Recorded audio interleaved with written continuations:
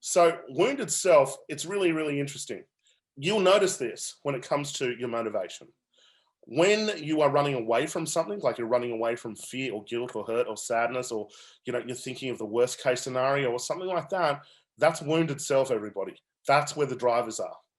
Versus best version of self and mission, it's towards, and towards motivation is you're running towards something. Like you're excited about it. You can't wait to do it. Think about the things you love, hobbies, where you think about it, you can't wait to do it. Think of like you're in a new relationship and all you can think about is that person. That's towards motivation.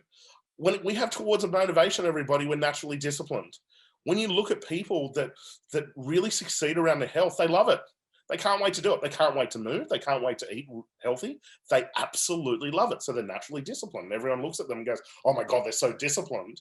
The people that are looking at them that are going, "Oh, they're so disciplined," are the ones that are typically driven by wounds. They're running away from something. They're on the all or nothing pattern. Okay. Whereas towards motivation, it's easy. You're running towards it. You don't even think you're disciplined.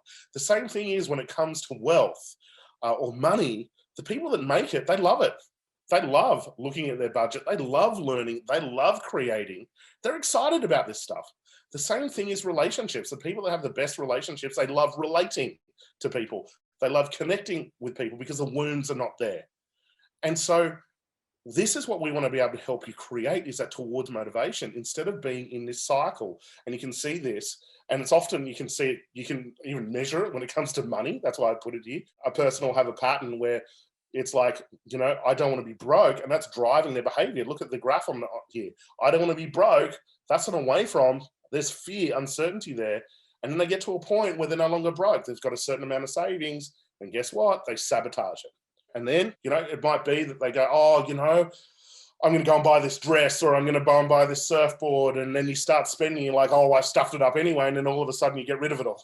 And then you hit threshold, you're like, "I can't believe my bank account's so low." Then you start budgeting again. The people that break through this pattern are the ones that love this stuff.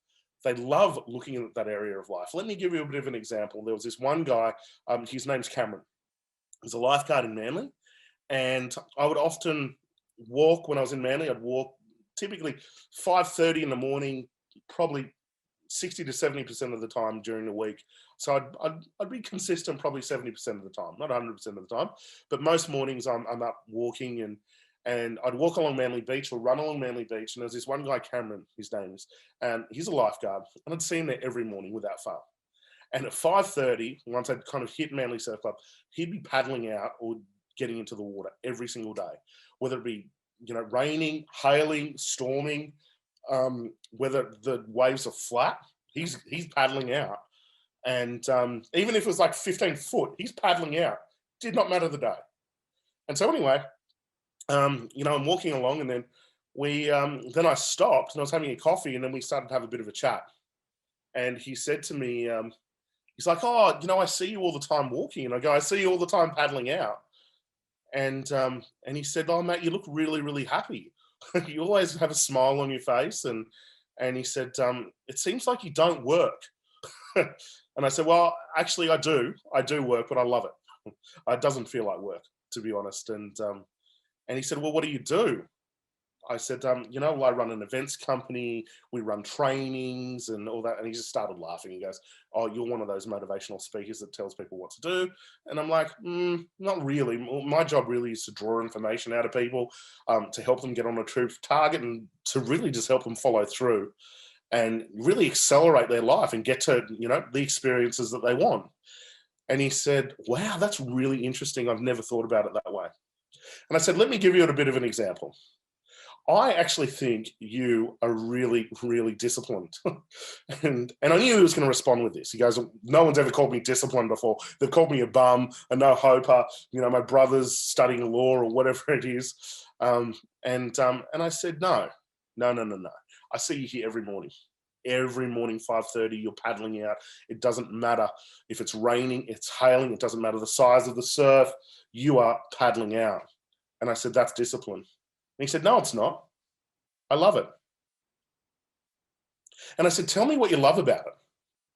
And he said, "I love it because every wave is different and it's a new experience. I love it because I get to meet new people. I love it because I get to learn so much. And I love it because I just feel free. And I said, what if I could help you? What if I could help you have that same experience when it comes to money? That you love learning because there's so much new information, that you're able to meet new people because of it, that you're able to feel free, that you're able to feel excited, and you're able to tap into an enormous level of creativity, just like when you're surfing. And his jaw dropped and he said, "You can do that?" And I said, "Yes. If you can do it in one area of life, you can do it in another area of life. All change is a change in meaning."